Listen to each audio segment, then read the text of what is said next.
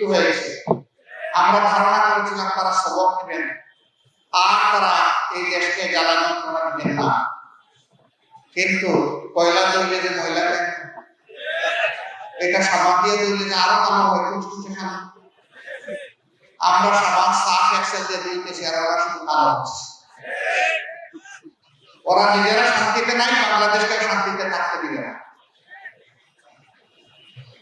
আমার সম্মানিত ভাইয়েরা, এতটুকুতে যাদের শিক্ষা হবে না তাদের শিক্ষা কবে হবে আমার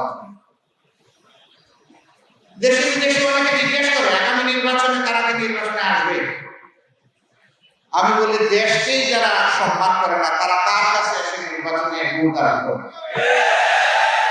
যারা জনগণের কেনা টাকায় অস্ত্র এবং গুলি জনগণের বুকের উপর চালিয়ে দিয়ে ক্ষমতায় থাকার জন্য তারা কার কাছে